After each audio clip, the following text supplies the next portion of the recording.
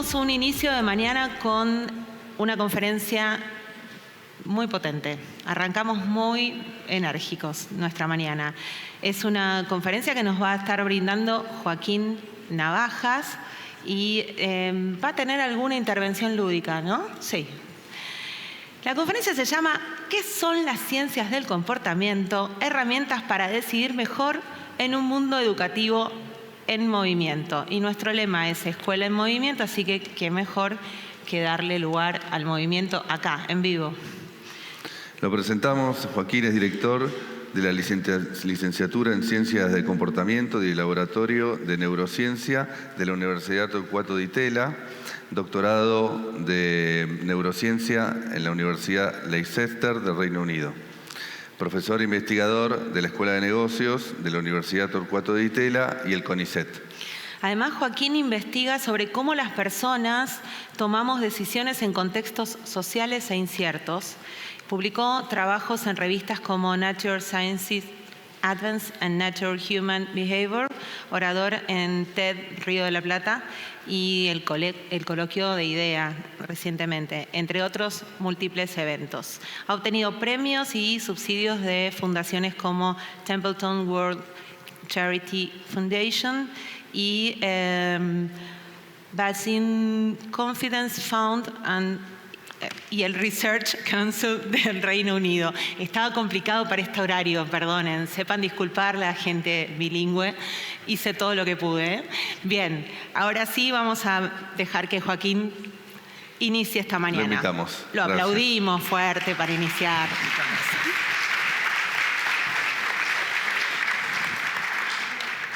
Bueno, muchas gracias. Muchas gracias por la invitación, muchas gracias por la presentación. Es un lujo enorme para mí estar acá hoy con ustedes. Espero que esta mañana arranque bien para ustedes también, para energizarse para esta jornada espectacular que tienen preparada por delante. Bueno, voy a hablar sobre aquello a lo cual me dedico, que son las ciencias del comportamiento. Y vamos a tratar de hablar sobre cómo la ciencia del comportamiento nos pueden aportar una mirada, vamos a decir, sobre cómo decidir mejor en un mundo en movimiento, ¿sí? Y cuando hablo de un mundo en movimiento me refiero a que estos son 4 de los miles de desafíos que ustedes y toda persona que lidera una organización o que gestiona una organización se tiene que enfrentar en el día de hoy. Y esto es algo que sucede tanto acá en Argentina como en cualquier otro lugar del mundo. Hablamos del avance de la inteligencia artificial, no sabemos cuándo es que, si va a ser pronto, después o más tarde, vamos a tener que incorporar más y más la inteligencia artificial a las aulas o no, y cómo lo vamos a hacer y qué problemas existen alrededor de eso. Tenemos otro desafío que son los desafíos demográficos, los cambios demográficos que viven los distintos países del mundo, en particular en la Argentina también, el descenso en la natalidad. Eso es otro de los grandes desafíos que complejizan la toma de decisiones en nuestro día a día. El uso de pantallas, tecnología, hasta qué punto permitir, los celulares en el aula, hasta qué punto no, el acceso a desinformación que están teniendo los chicos. Y esto ni hablar con lo que se viene también en conjunción con la crisis climática, los eventos cada vez más extremos que vivimos, si se puede, cómo se va a poder gestionar incluso la apertura de escuelas o de cualquier organización que tenga algo presencial en el centro para poder seguir funcionando, ¿no? Entonces vivimos en un mundo así de complejo y muchísimo más complejo, porque además vivimos en Argentina, imagínense. Bueno, están haciendo una tarea heroica. O sea, son realmente titanes, héroes, al gestionar y liderar organizaciones, y ni hablar de organizaciones educativas en este momento. Entonces, yo lo que les quiero contar o presentar es cómo se pensaban las decisiones o cómo se optimizaban la toma de decisiones en un mundo anterior a esta complejidad. Antes, cuando uno abría los manuales de cómo tomar buenas decisiones y uno decía, quiero generar herramientas para tomar mejores decisiones. ¿Qué es lo que se veía? Bueno, se veía que vivíamos en un mundo de mucha incertidumbre, de riesgo, y en general había un número limitado de opciones. Por ejemplo, acá 2 puertas que puedo abrir. Una puerta donde hay un 70% de chances de que si la abro voy a tomar una buena decisión. Otra puerta donde quizás parece peor, hay un 40% de chances que si la abro voy a decidir mejor. Y a priori esta persona va a elegir la puerta de la derecha.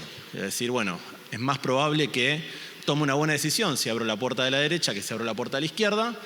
Y la complejidad estaba en que quizás tomo una buena decisión, pero tuve mala suerte y me salió mal.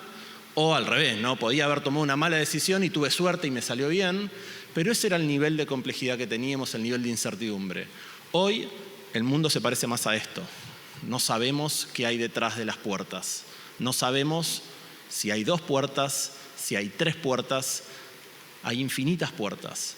Y cada una de ellas nos llevan a mundos que no sabemos qué es lo que está detrás de esas puertas. Pasamos de tomar decisiones bajo riesgo o bajo incertidumbre a lo que se conoce como tomar decisiones bajo completa ignorancia. No sabemos qué es lo que viene después. No sabemos en qué estado está el mundo exactamente y no sabemos en qué estado va a estar el mundo. No podemos asignar riesgos a las distintas opciones. Entonces, en esta situación donde podemos estar frisados y desamparados y realmente decir, bueno, ok, ya está, sigo lo que sea, quiero proponerles una nueva mirada de pensar a qué es aquello que sigue estando en el centro de la cuestión. Y es la persona que está ahí decidiendo, y las personas que son los objetivos de las decisiones que tomamos. El ser humano sigue estando en el medio, ¿sí?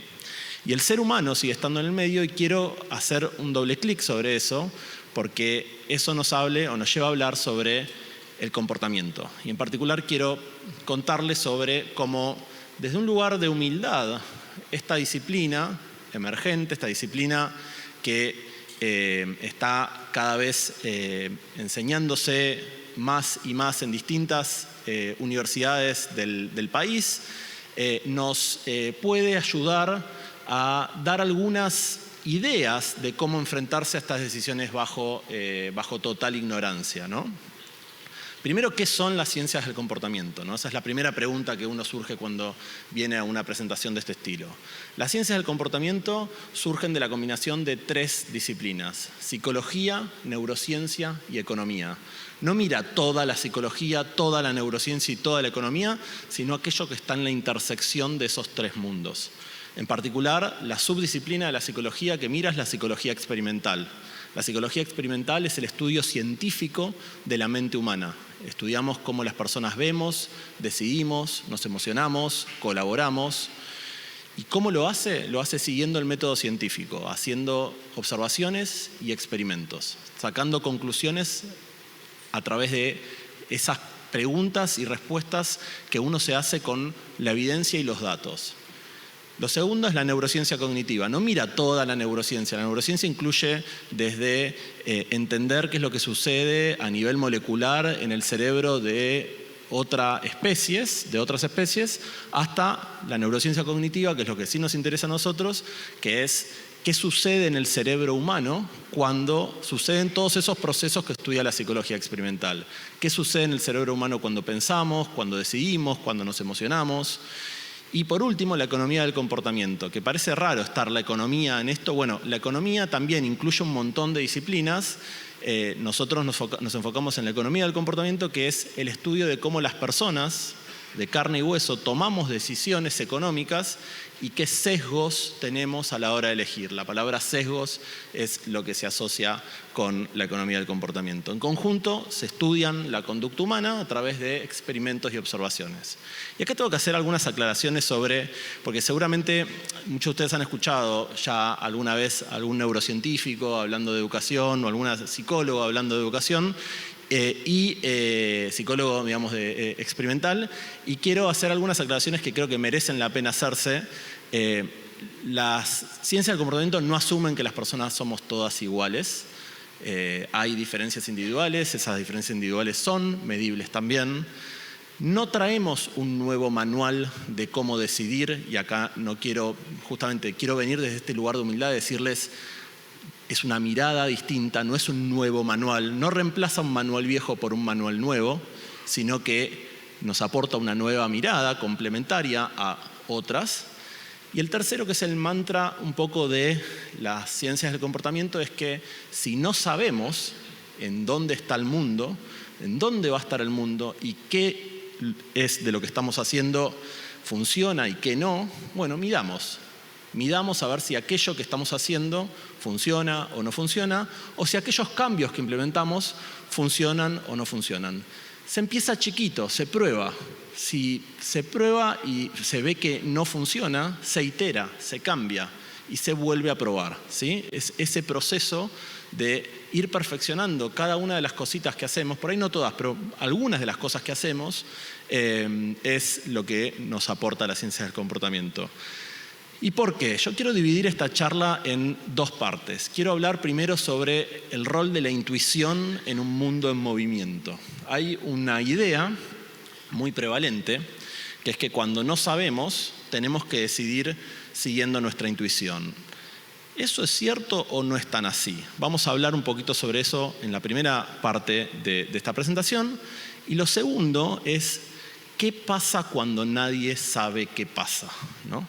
Vamos a hablar un poquito y en esa segunda parte vamos a jugar, vamos a hacer un juego juntos y tratar de ver cómo reaccionamos cuando nos enfrentamos a problemas donde no sabemos y donde ustedes mismos no van a saber cuál es la respuesta correcta, pero tienen unas personas alrededor que tampoco saben qué es lo que pasa, ¿sí? Muy bien, entonces empecemos con lo primero. Nuestras intuiciones, si hay algo que sí sabemos de la ciencia del comportamiento, es que no siempre son una fiel copia de la realidad. No es que la realidad es algo que vemos bien intuitivamente. Y acá les quiero traer este ejemplo que proviene del mundo de las ilusiones ópticas. Es una ilusión óptica, es mi ilusión óptica favorita, es la ilusión del tablero de ajedrez.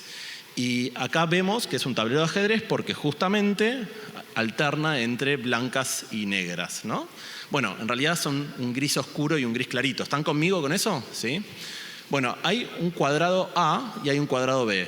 Ustedes, si yo les digo el cuadrado A es blanco-negro, me dicen el cuadrado A es y el cuadrado B es.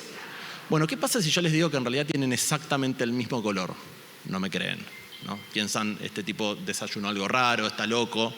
Se los voy a mostrar, en realidad tienen exactamente el mismo color y esto es una ilusión óptica. Esto es una intuición que nos dice nuestro cerebro de que A y B son exactamente iguales cuando A y B son distintos cuando en realidad A y B son exactamente iguales, ¿sí? Es una locura, ¿no? O sea, veo caras como digo, no lo puedo creer.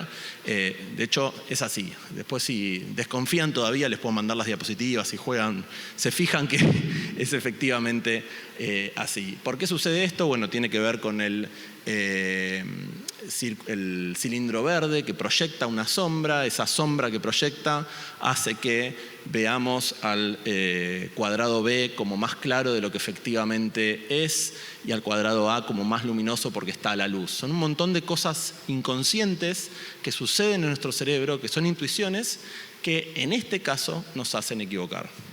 Pero bueno, muchas de las decisiones que tomamos no tienen mucho que ver con ver y reaccionar o decidir, sino que tiene que ver con problemas que se nos presentan.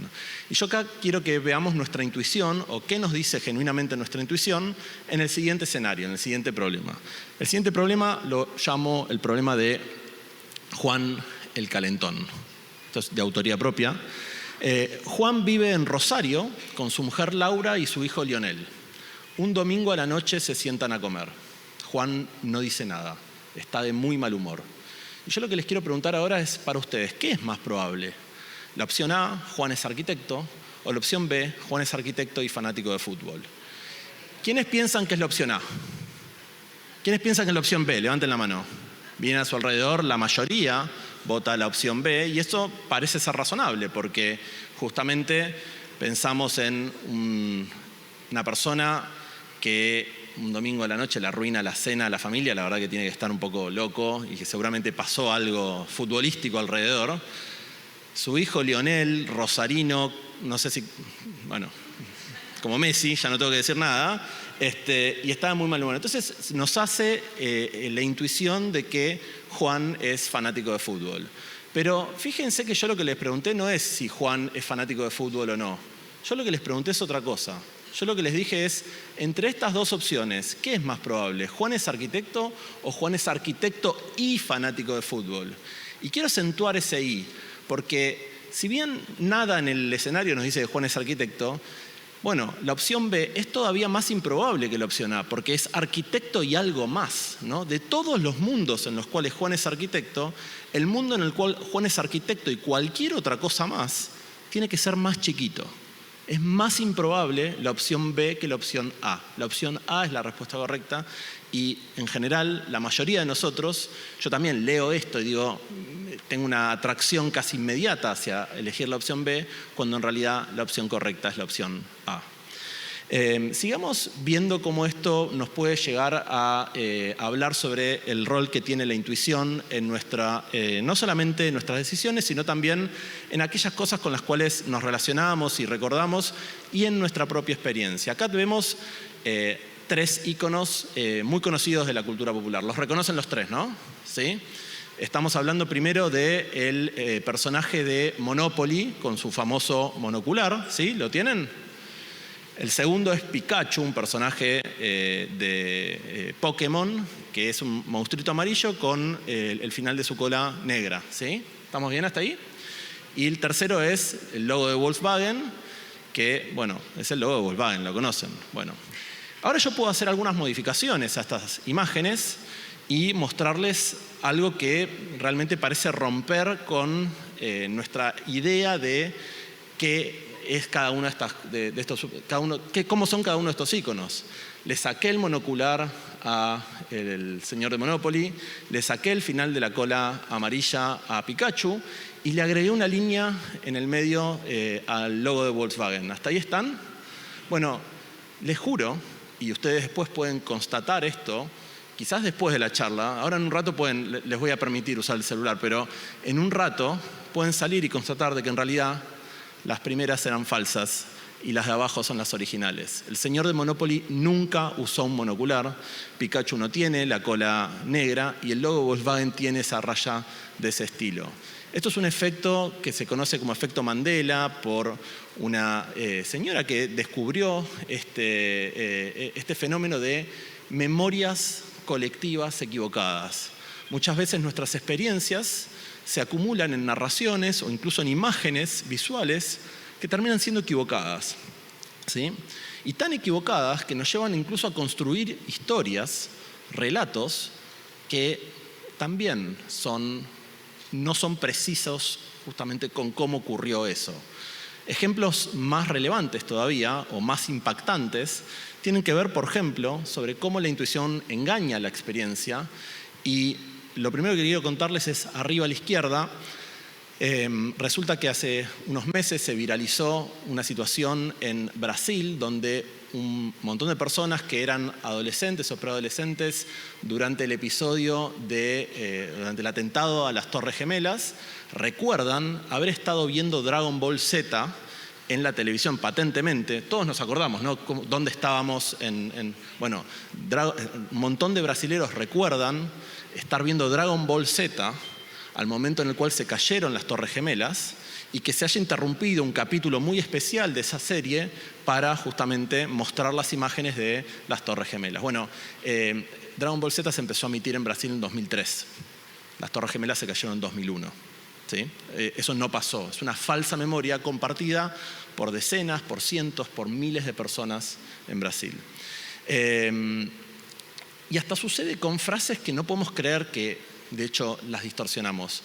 ¿Recuerdan la escena de la película Star Wars donde Darth Vader le dice, Luke, soy tu padre? ¿Sí? ¿La conocen? ¿Saben de qué estoy hablando? Bueno, si revisan, esa escena nunca ocurrió. Luke, soy tu padre, no fueron las palabras que usó Darth Vader. Darth Vader usó otras frases, la frase precisa es no, yo soy tu padre, es parecida, pero es distinta, y todos recordamos o la citamos como una frase textual que no ocurrió. Algo parecido pasa con una frase textual que también citamos de la cultura. Por ejemplo, Néstor Kirchner nunca dijo exactamente la frase ¿qué te pasa, Clarín? ¿Estás nervioso? Eso nunca lo dijo. Dijo una frase más larga, pero en nuestra cultura, en nuestra cabeza, nosotros lo incorporamos como verdadero, como algo literal que dijo en algún momento. Por último, también recordarán la famosa frase que muchos de los argentinos repetimos, de que Menem dijo: si yo decía lo que iba a hacer, no me iban a votar. Bueno, esa frase nunca dice así, nunca la dijo Menem, sino que es una frase originada en una entrevista que Bernardo Neustadt le hace a Guillermo Vilas. Y nosotros recordamos cosas que nunca ocurrieron. Nuestra experiencia también está engañada por estas intuiciones equivocadas, ¿sí? Entonces, ¿por qué es importante saber esto? ¿Por qué es importante saber que nuestra intuición nos puede engañar? Y acá les quiero traducir una palabra alemana. Siempre hay una palabra alemana larga para todo, y esta es una palabra alemana que a mí me fascina, que se llama Weichenblässern. Perdonen si alguien pronuncia bien alemán, no es mi fuerte.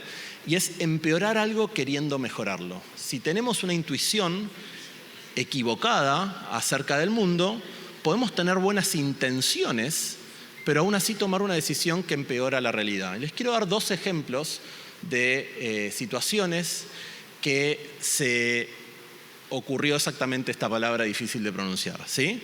El primer ejemplo es el programa Scared Straight de los Estados Unidos. Era un programa que se hizo en 1978 para llevar a chicos que estaban en riesgo, en general de barrios humildes, llevarlos a las cárceles a que conocieran lo terrible que era la vida en la cárcel. Se entrevistaban con presos, se hizo un programa de televisión, se difundió, y bueno, lo que se encontró fue que el objetivo que tenía bien intencionado, bueno, tampoco tan bien intencionado, pero intencionado para reducir la delincuencia, que era justamente enseñarles a los chicos las consecuencias y los riesgos de delinquir, bueno, el resultado fue que las personas que hicieron ese programa tenían un 60 o 70% más de chances de luego ir a la cárcel. Se normalizó ir a la cárcel. De golpe ir a la cárcel no era algo tan loco, tan extraño, tan malo, era hasta algo cool. Y bueno, un programa bien intencionado puede empeorar algo. El segundo ejemplo que les quiero dar es el caso de jardines de infantes en Haifa, Israel, en el cual tenían un problema que es un problema que a veces sucede en algunas organizaciones, que es que los padres llegan tarde a buscar a sus chicos, ¿sí? Entonces, la idea brillante que tuvieron en estos, brillante entre comillas, ¿no? En estos jardines de infantes fue ponerles multas y decir, ok, llegaste hasta 15 minutos tenés de tolerancia, después de 15 minutos tenés una multa, después empieza como a correr un parquímetro. ¿Cuál fue el resultado de eso? Bueno, el resultado es que los padres empezaron a llegar muchísimo más tarde, porque ya es algo que yo te lo estoy pagando, ya está, listo. Se dejó de ver como algo moralizante llegar tarde, como algo que está mal, es condenado socialmente, se convirtió en una lógica económica en la cual se empezaba a poder pagar por llegar tarde, y el resultado fue que aumentaron las llegadas tarde al punto de que dijeron, no, esto es un fracaso, cancelémoslo, y después de cancelarlo seguían llegando tarde. O sea, se generó un daño irreversible, también con una intención de querer mejorar algo. Este es un gran caso también de empeorar algo queriendo mejorarlo. Entonces, acá lo que les quiero decir es que las intuiciones nos engañan. En un mundo complejo, en un mundo en movimiento, en un mundo cada vez más difícil de predecir, en estas decisiones bajo ignorancia, a veces uno decimos, bueno, sigo mi intuición. Bueno, la intuición hay que usarla con cuidado. En situaciones donde realmente estamos seguros que conocemos el problema, donde ya hemos tomado muchísimas decisiones que son, se han demostrado que nuestra intuición nos ha jugado bien, podemos acudir a nuestra intuición, pero en aquellas decisiones complejas, en aquellas decisiones que tienen consecuencias, cuando queremos probar algo nuevo, cuando queremos hacer algo que no sabemos qué es lo que va a pasar, y es importante ser consciente además de que quizás no sabemos lo que va a pasar, quizás es mejor hacer algo, que es detenerse, parar la pelota un poco, evaluar la situación, mirar las alternativas, ¿sí? Y luego elegir si, por ejemplo, no vale la pena empezar pequeño, medir y luego volver a evaluar. Si es que funcionó mal, corregir. Si funcionó bien, escalar, ¿sí? Esa es la lógica de la ciencia del comportamiento que quiero traer. Lo segundo que les quiero contar, y ahora empiezo con la segunda parte de esta charla, es contarles una historia. Una historia que también proviene de una intuición equivocada de un científico brillante llamado Sir Francis Galton. Vamos a hacer un viaje en el tiempo, vamos a viajar 100 años atrás y nos vamos a transportar colectivamente a la ciudad de Plymouth, en Inglaterra, año 1905. Vamos a bajar, 120 años atrás. Vamos a entrevistar a esta persona, Sir Francis Galton, que nos va a contar que está por hacer un experimento. Está por hacer un experimento porque tiene una intuición que quiere demostrar de que cuando nadie sabe, ¿no? Una situación donde nadie sabe, una decisión colectiva entre personas que no saben tiene que dar lugar a una peor decisión, digamos, que la individual, ¿no? O sea, básicamente, si yo tengo un montón de personas ignorantes sobre un tema, bueno, si acumulo ignorancia no puedo obtener más que más ignorancia. Esa era su intuición original. Bueno, como verán en la diapositiva, esto vamos a ver que es una intuición equivocada. Lo que hizo fue lo siguiente, hizo un experimento. Su experimento consistió en lo siguiente. Llevó a 800 campesinos, que él en su clasismo era lo más ignorante que podía llegar a imaginarse en ese momento, campesinos londinenses, a que trataran de adivinar el peso de un buey, ¿sí? ¿Cuál era el premio? Bueno, el que se acercaba más a la respuesta correcta se llevaba de premio precisamente al buey, ¿no? Y lo que pasó es que las personas individualmente, como él esperaba, eran ignorantes sobre ese tema. Le erraban por 300 kilos, por 400 kilos. Pero lo que hizo fue, se llevó esos 800 papeles a su casa e hizo algo que hoy con una computadora sería en 5 segundos, pero en ese momento era más difícil. Tomó el promedio de esos 800 valores. Lo que encontró fue algo mágico. El promedio de esos 800 valores daba exactamente en la respuesta correcta. Le erraba al peso del buey por tan solo 18 gramos. Es decir, que había conocimiento que no estaba accesible a ninguno de los individuos por separado, pero que colectivamente en la multitud sí estaba presente. Sin querer descubrió algo que se conoce como la sabiduría de las multitudes. Y es la idea de que juntos, cuando somos una multitud lo suficientemente diversa, y ahora voy a hablar un poquito sobre eso, podemos tener inteligencia colectiva. ¿Por qué lo de suficientemente diversa? Bueno, porque para que esto funcione, lógicamente, tiene que haber personas que hayan creído que el peso del buey era menos del verdadero y otras que creían que el peso del buey era más que el verdadero, de modo tal de que esos errores se cancelen, ¿sí? Bueno, lo que les propongo es que hagamos un juego, un experimento parecido al que hizo Galton hace un tiempo atrás. El experimento que voy a traer es un poquito distinto al de Galton porque el buey lo estacioné por acá, pero no me dejaron subirlo al escenario. Entonces vamos a hacer un juego donde también, al igual que el caso de Galton, vamos a pensar en cantidades muy difíciles de estimar, ¿sí? El juego consiste en lo siguiente. Van a haber 3 preguntas y van a haber 3 partes, ¿sí? Yo les voy a hacer 3 preguntas sobre distintos temas de cultura general, pero todos van a involucrar estimar una cantidad que es imposible de hacerlo, o muy difícil de hacerlo, ¿sí? Y cada uno individualmente tiene que hacer el mejor esfuerzo para estimarlo, ¿sí? Acá es donde yo les voy a habilitar para que si quieren anotar desde su celular, lo puedan anotar desde su celular, o mejor si tienen algo para anotar, mejor aún. Así que si quieren pueden ir sacándolo. Pero les pido, y es importante, que esta primera parte la hagamos solos, de manera individual, sin copiarse, ¿no? sin mirar al compañero de al lado, ¿no? ¿Por qué? Porque luego en la parte 2 sí vamos a poder conversar con otras personas, ¿sí? Así que va a haber una instancia donde vamos a poder darnos el lujo de decir, che, vos qué pusiste y cómo hiciste, qué sé yo. Eso lo vamos a hacer en la parte 2, ¿sí? Así que empecemos con esta parte 1. ¿Estamos listos? ¿Sí? Bien. Lo que les pido entonces es que empecemos completando el primer casillero, el de arriba a la izquierda, y luego completamos toda la parte 1, toda la primera columna. Empezamos con la primera pregunta. La primera pregunta dice así: ¿cuántos goles se anotaron en total en todo el Mundial de Sudáfrica del año 2010? Imposible, ¿no? Bueno, intentémoslo, ¿ok? ¿Cuántos goles se anotaron en total en el Mundial de Sudáfrica del año 2010? Hace 15 años ocurrió un Mundial en Sudáfrica, el técnico era Diego Maradona, Argentina quedó eliminado contra Alemania. Fue un caso también de Berschlin-Bessen, de querer hacer las cosas bien y salir y las empeoramos, como selección digo. Bueno, se anotaron un montón de goles, tienen que tratar de pensar. Bueno, ¿listo? ¿Estamos bien? ¿Pasamos a la segunda pregunta?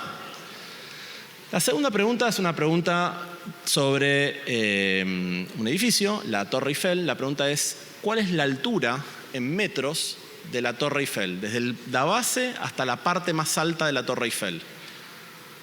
Pueden tratar de pensarla, estimar, y es importante que anoten su respuesta individual, porque esa es una respuesta que después les puede ser útil en la parte 2 y parte 3 del juego, ¿sí? ¿Cuál es la altura en metros de la Torre Eiffel? ¿Estamos? ¿Sí? Y pasamos a la tercera pregunta del día de hoy, que es alegría. Dice así: ¿cuántas veces dice Fito Páez la palabra alegría en su canción Y dale alegría a mi corazón? ¿Sí?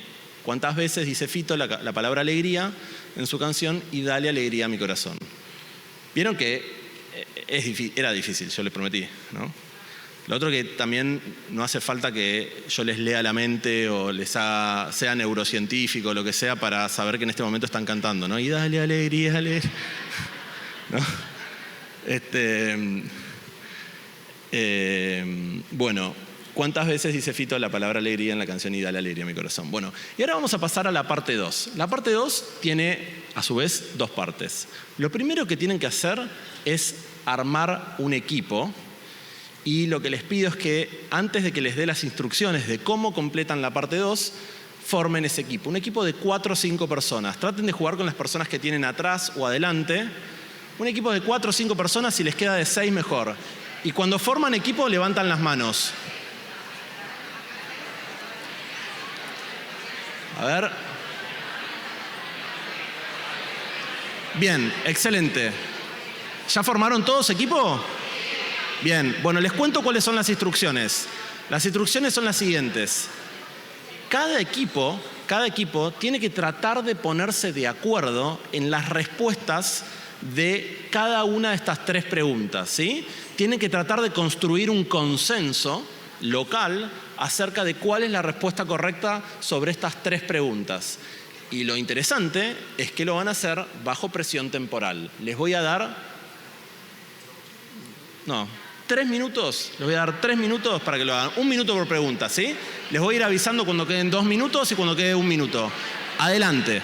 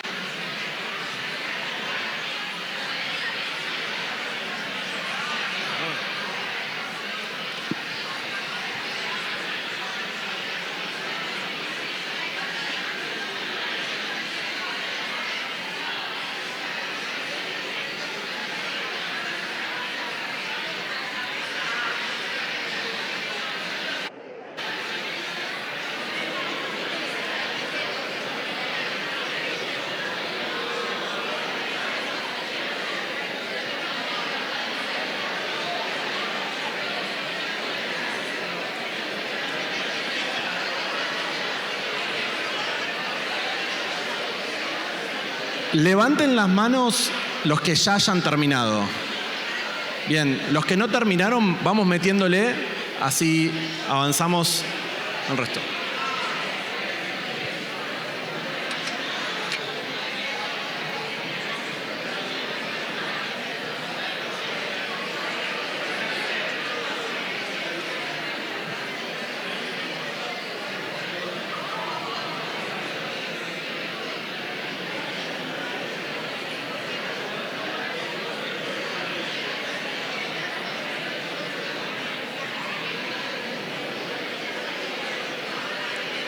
Último minuto. ¿Sí? ¿Ya terminaron por acá también? ¿Listo? ¿Sí? Buenísimo, espectacular. Bueno, muy bien. ¿Ya terminaron todos? ¿Hay algún grupo que no terminó? Muy deliberativo. Bueno, vamos redondeando entonces. Y igual si no llegaron, no importa, pero ¿por qué? Porque existe esta parte 3. Y esta parte 3, que es la última parte del juego, en la cual les voy a dar tan solo unos pocos segundos, pero que va a ser muy importante, consiste en lo siguiente. Ahora ya dejamos de trabajar en equipo y volvemos a ser individuos. Y de manera individual les quiero pedir que contesten de nuevo las 3 preguntas. Resulta que a veces cuando converso con otras personas encuentro que quizás me había equivocado un montón, quizás le puse varios ceros de más a la respuesta o varios ceros de menos. Y entonces quizás quiera cambiar mi opinión y cambiarla por lo que discutió el grupo. Si tuve una buena conversación, de golpe voy a pensar que quizás el consenso sea aquello que ahora opino individualmente, pero también puede pasar que no, puede pasar que, me tocó discutir con unas personas que eran unos delirantes, me dijeron cualquier cosa y yo soy el único que tiene la posta. Ustedes son libres de poner lo que ustedes quieran y en esta tercera parte, les recuerdo cuáles son las preguntas. La primera pregunta era ¿cuántos goles se anotaron en total en el Mundial de Sudáfrica del año 2010? Vayan contestándola en esta parte 3. Luego, ¿cuál es la altura en metros de la Torre Eiffel? Y por último, ¿cuántas veces dice Fito Páez la palabra alegría en su canción Y dale alegría a mi corazón? Bueno, otra cosa que creo que sucedió bastante bien, a pesar de que no lo dije, es que yo no les pedí que no las googleen las preguntas, ¿no? Pero bueno, se portaron muy bien. Pero justamente ahora lo que queda de mi lado, la responsabilidad de decirles a ustedes cuáles son las respuestas correctas. Porque si sigo hablando me van a tirar tomates si no les digo cuáles son las respuestas correctas. ¿Cuáles piensan que son las respuestas? Empecemos con goles. ¿Cuántos goles? A ver, díganlo en voz alta, un murmullo de multitud. 150, 60, ¿quién da? Bueno, la respuesta correcta es 124 goles.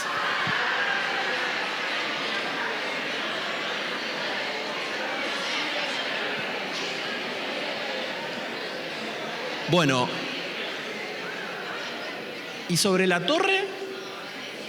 La torre, veo un 300 por ahí, 270 por ahí, 300. La respuesta, ¿alguien dijo más que 300? ¿Cuánto? 900. La respuesta correcta es 324 metros.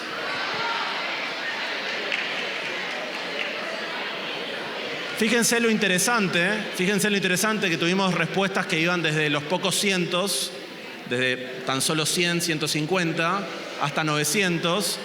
Y hay grupos que sí se acercaron a la respuesta correcta, pero que seguramente dentro de esos grupos que se acercaron a la respuesta correcta había personas que individualmente no estaban muy cerca de la respuesta correcta, ¿no? Y Fito Páez, ¿qué dicen?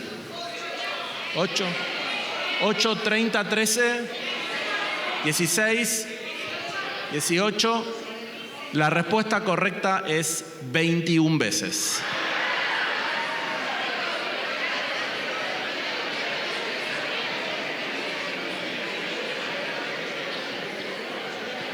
Bueno, yo les dije que a mí me gustan los datos y me gusta tratar de llegar a conclusiones basadas en experimentos y esto. Y acá hicimos un pequeño experimento, somos una pequeña, vamos a decir, multitud, pero somos una multitud. Entonces, esto sirve como para estudiar algunos de los aspectos y emergieron algunas de estas ideas de la sabiduría de las multitudes. Pero cuando yo realmente quería investigar sobre este tema y ver qué es lo que pasaba cuando discutimos con otras personas, con este fenómeno de la sabiduría colectiva, o de la sabiduría de las multitudes, necesitaba una multitud realmente más grande, mucho más grande que esta. Y eso tuve la suerte de poder acceder hace 10 años atrás en este contexto que fue... estas son las respuestas correctas. En TED Experiments en 2015 en el estadio de Tecnópolis. Esta multitud que ven en pantalla es una multitud que jugó al mismo juego que jugaron ustedes. Es un estadio que tiene una capacidad para 8.000 personas. Estimamos que en ese momento había alrededor de 6.000 personas en el estadio. Cada uno contestaba sus respuestas en una hoja. Nosotros nos llevamos esas hojas del mismo modo que Galton hace 120 años se llevó las hojas de esos campesinos y empezamos a analizar los datos y a tratar de ver qué es lo que sucede cuando ya no combinamos respuestas de personas o de individuos, sino que empezamos a combinar respuestas de grupos, ¿sí? De grupos que se enfrentan al mismo desafío. Les voy a contar qué fue lo que descubrimos en esta situación. Bueno, tomamos como ejemplo la altura de la Torre Eiffel. La respuesta correcta es 324 metros y podemos comparar, vamos a pensar en este momento, las respuestas de la parte 1 con las respuestas de la parte 2. Las respuestas de la parte 1 se acercaban a la respuesta correcta si uno tomaba el promedio, mientras más gente involucraba mejor, y replicamos o vimos lo mismo que se vio con Galton, de que se acerca a la respuesta correcta. Por ejemplo, si uno toma el promedio de un montón de personas, la respuesta correcta en lugar de ser el promedio en lugar de ser 324 es 300 metros, es bastante bueno. Si yo no sé cuál es la altura de la Torre Eiffel, le pregunto a un montón de personas y me acerco a un error de 24 metros de la altura de la Torre Eiffel. Está buenísimo. Pero nosotros encontramos algo más, que si en lugar de promediar respuestas individuales, promediamos respuestas grupales, nos acercamos todavía más a la respuesta correcta, ¿sí? Que tiene valor discutir, que tiene valor deliberar y que tiene valor traer juntos a un mismo lugar a grupos de personas que se enfrentan al mismo problema, a un problema incierto, a un problema complejo, como los problemas que tenemos que tomar, ¿sí? Muchos de ustedes en este momento están aquí enfrentándose, traen o vienen con sus dificultades, con sus problemas, con sus desafíos, a charlar con personas que están enfrentándose en sus propias organizaciones con desafíos parecidos, ¿sí?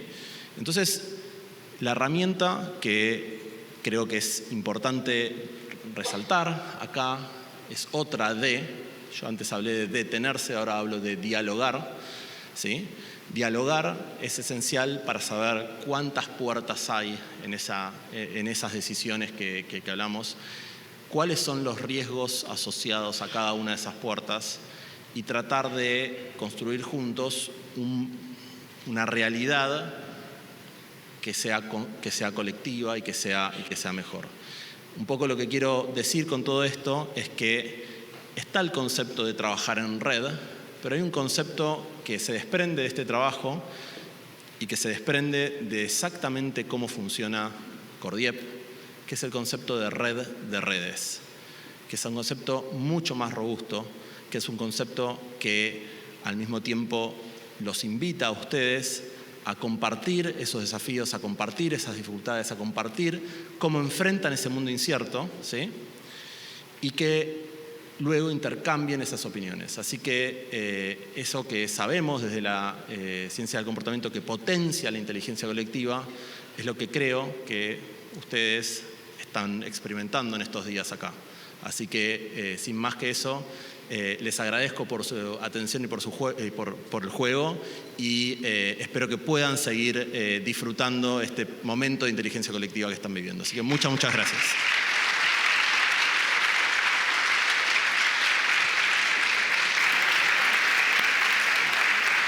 Tenemos... Sí. Muchas gracias, Joaquín. Vamos a tener un ratito para poder hacer ronda de preguntas. Quiero decirles que estábamos totalmente involucrados en la actividad y como que ahora teníamos que retomar este diálogo y nos quedamos, hay que levantarse, ¿no? Muy bien. Queríamos seguir Estábamos en situación pública experimentando. enganchadísimos. Marichu. Me impactó un montón porque éramos 4 y en la película, la pregunta sobre Eiffel, ella sabía. Y los otros 3 no le creímos. De ninguna manera. Tremendo, Negamos, tremendo. hicimos cuentas, terrible. Fue... Sí. No, es algo que sucede, es algo que a veces... Por eso era interesante la pregunta, porque no era obvia la respuesta. No era obvio que si... quiero decir, la pregunta del experimento. ¿Por qué vale la pena hacer el experimento? Porque no es obvio qué es lo que va a dar. Hay un montón de ideas, incluso literatura, que dice que los grupos muchas veces nos llevan a tomar malas decisiones. O sea, ni hablar en situaciones bajo presión o en situaciones donde dialogar nos puede llevar a lugares más extremos y demás. Nosotros lo que creemos es que en algunos problemas, y estos son algunos de esos problemas, y podemos hasta discutir en qué problemas sí, en qué problemas no, la deliberación ayuda a construir. Puede ser que un grupo individualmente se haya alejado de la verdad, pero si tenemos suficientes grupos que se enfrentan en paralelo al mismo problema y esos grupos son lo suficientemente diversos, el resultado que se llega de combinar todas esas experiencias pensamos que debería ser sabio, sí. Bien. Sí, ¿qué tal? ¿Tendrías alguna bibliografía recomendada? Porque vos nos indicaste cuáles son las líneas, esos 3 comportamientos, ¿no? Tanto la psicología experimental o la neurociencia. ¿Hay algo que lo englobe y lo recomendás? Sí, la verdad es que todavía hay poca difusión de la disciplina a nivel libros que uno pueda... En Argentina hay grandes libros, algunos incluso traducidos al español también, desde Daniel Kahneman, Premio Nobel de Economía, hay un libro que sobre esto de la intuición se llama Pensar rápido, pensar despacio, ese es un clásico de la disciplina. Si uno quiere con ejemplos incluso ejemplos de organizaciones educativas latinoamericanas, de cómo se usan ciencias del comportamiento a veces para probar, por ejemplo, para aumentar la presencialidad en escuelas uruguayas, por ejemplo, y hay algunos casos así interesantes. Hay un libro que se llama La ciencia de los detalles, de Florencia López Bo y Nicolás Axelman, y creo que es editorial Paidós, y mi predicción es que van a ir saliendo cada vez más opciones en eso. Muchas gracias. Gracias por la exposición. Bueno, contarte que en este grupo no existió la discusión argumentativa, que es la interesante, que te lleva a replantearte lo que pensaste primero, ¿no? Hicimos un promedio en el tiempo que tuvimos. La pregunta es si hay algunas pistas o algún estudio desde las ciencias del comportamiento en cuanto a cómo operar en la motivación de las personas, ¿no? Lo tomaste desde la toma de decisiones, bueno, para motivar, por ejemplo, equipos docentes. ¿Tenemos aportes desde las ciencias del comportamiento? Bien, primero voy a empezar por lo primero, es un comentario muy oportuno porque ahora estamos como tratando de examinar qué tipos de conversaciones nos llevan a mejores lugares y qué tipos de conversaciones nos llevan quizás a peores discusiones. Lo que vemos es que los grupos esencialmente o combinan sus señales privadas, básicamente llegan y dicen, estas son mis opiniones, y las negocio en el grupo, y eso sabemos que no funciona muy bien. O sea, no sé cómo les habrá ido, puede ser que en el promedio les haya ido bien o no, pero en general, si uno lo mira en grandes números, llevar mi decisión individual al grupo y defenderla no es tan bueno como decir abandonemos las decisiones individuales y vamos al grupo a deliberar colectivamente, a analizar el problema, descomponerlo en pequeñas partes y tratar de resolver ese problema nuevamente abandonando mis primeras intuiciones o mis primeras decisiones. Sobre la motivación, sí, existen varios estudios sobre cómo tratar de trabajar con colaboradores en general en cualquier tipo de organizaciones, cómo generar dinámicas de equipo que sean, por ejemplo, más motivacionales, que la gente tenga ganas de pertenecer a ese grupo. Hay uno en particular que a mí me parece muy poderoso, que es un estudio que hizo el equipo de Ciencias del Comportamiento de Google, que analizó decenas, cientos, no recuerdo, o sea, un grupo enorme de grupos, un número grande de grupos, y se fijó cuáles dentro de los grupos de Google trabajaban bien y cuáles no. Y hay un montón de hipótesis ahí que uno puede tirar y decir, no, bueno, tiene que ver con si saben mucho, si saben poco, la diferencia de jerarquía, el liderazgo, todo, pero ¿qué es lo que dicen los datos? ¿Qué es lo más importante que surge para motivar y para que los grupos funcionen bien? Es la seguridad psicológica. La seguridad psicológica es un concepto que lo que nos dice es que justamente vos le des lugar a la persona que está en desacuerdo con vos.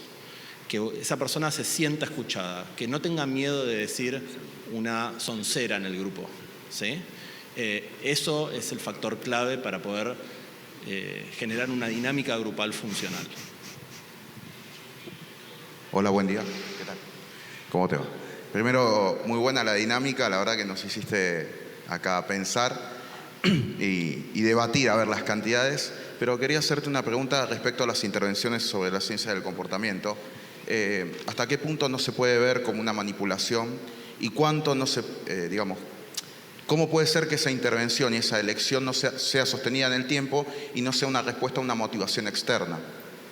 Es espectacular la pregunta porque es algo sobre que va esencialmente en el debate de la ética de la ciencia del comportamiento, ¿no? O sea, hasta qué punto es realmente manipulación o no. De hecho, yo dirijo una carrera de ciencia del comportamiento y por eso para mí una de las primeras materias importantes es una materia de ética, una materia donde se pongan sobre la mesa todos estos debates y que nuestros alumnos ya directamente desde muy temprano entiendan lo que están haciendo porque es, digamos, una herramienta que al mismo tiempo lleva una responsabilidad, ¿no? O sea, y en ese sentido, una de las discusiones que se da tiene que ver con, bueno, pero cuando no es que estoy cambiando algo, ya cuando se está haciendo algo, el status quo ya es una forma de cómo funciona la vida, o sea, cómo está, o sea,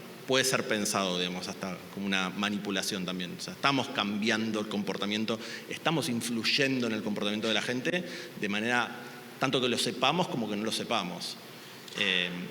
Hacer una modificación en el contexto, en la arquitectura de las decisiones de la gente, en cómo la gente o cómo se le presenta la información y estudiarlo, de alguna manera hay quienes dicen que es más honesto que hacer oídos sordos y decir, bueno, le doy para adelante porque total, eso, bueno, es un debate complejo, es un debate que no tiene una respuesta única. Sobre los efectos transientes es algo que cambio algo y después me funciona por un tiempo, pero después la gente se acostumbra y ya deja de estar, que es el típico caso de, por ejemplo, cuando pongo unos tachos de reciclaje nuevos y la gente empieza a reciclar más y después se acostumbra a esos tachos y ya está.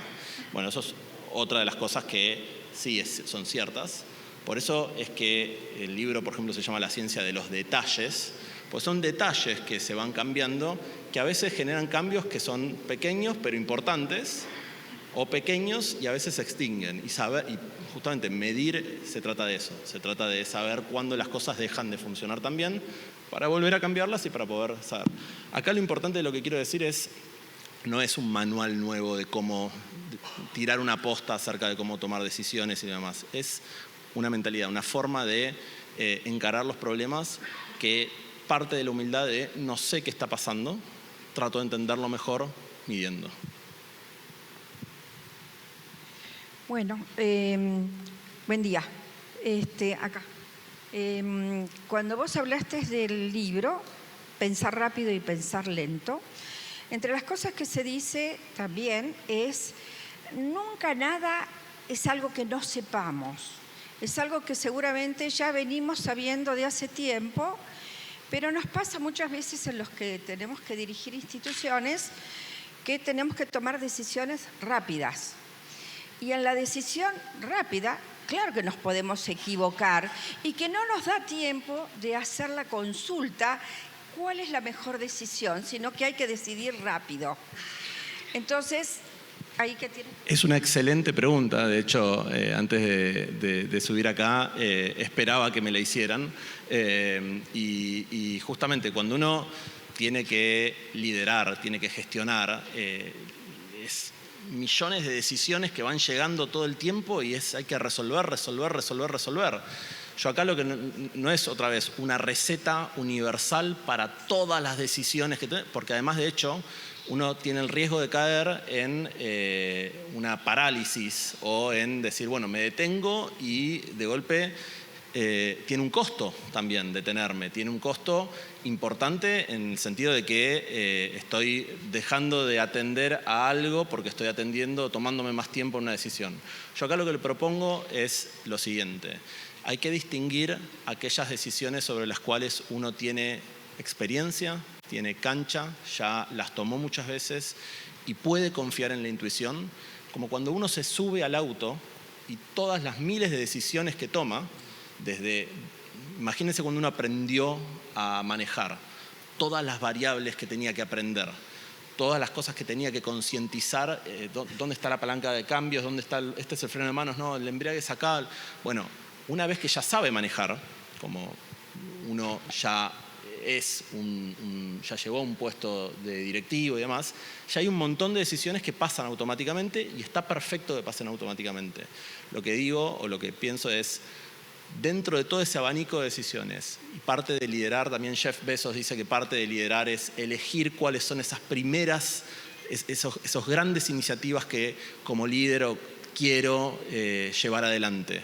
Bueno, esas que quiero llevar adelante, esos cambios que quiero hacer, tener la posibilidad de decir, ok, me detengo, las analizo bien, las estudio y quizás en algunos casos se podrá, en otros no, hacer una pequeña medición. Es decir, empiezo de a poquito, porque quizás eso no lo puedo, quizás eso tiene una consecuencia grande. Si tiene una consecuencia grande, empiezo de a poquito y después escalo, ¿sí? Esa es una de las ideas que quiero traer. Sobre todo la importancia de medir. Buenos días, Joaquín. Muchas gracias por tu exposición, realmente muy movilizadora. Quería volver un poco al comienzo y a ver si no interpreté un poco mal. Respecto al rol de la inteligencia o a la intuición en realidad. A mi entender quedó un poco como relegada o menospreciada. A lo mejor me equivoco en la interpretación. Pero mi pregunta va sobre eso, ¿no? La intuición en realidad es una forma de inteligencia que a veces es adquirida y muchas veces como innata. Y por lo menos en mi experiencia juega un rol muy importante muchas veces en un equipo de conducción, en un grupo de docentes. Preguntarte sobre eso, a ver, ¿qué lugar te parece que ocupa este pensamiento intuitivo que hay personas que lo tienen muy desarrollado, ¿no? Sí, totalmente. A ver, yo lo que quiero traer es la idea de que hay mucha comunicación en que cuando no sabes, seguí tu intuición. Y que eso falla. Si es una decisión que nunca te enfrentaste, que no tenés ninguna experiencia, que tiene consecuencias y que no sabés qué es lo que va a pasar, yo, en base a lo que... Y otra vez, no vengo acá a tirar ninguna posta, sino simplemente a decir, yo empezaría de a poquito, midiendo y iterando, más que decir, como mi intuición funcionó o funciona en todas estas decisiones, las extrapolo a esto, ¿sí? Entonces parto de ese consejo que para mí es errado de seguir a la intuición en situaciones de incertidumbre. ¿Sí? Gracias. Muchas gracias, Joaquín. Gracias por las preguntas. Un aplauso.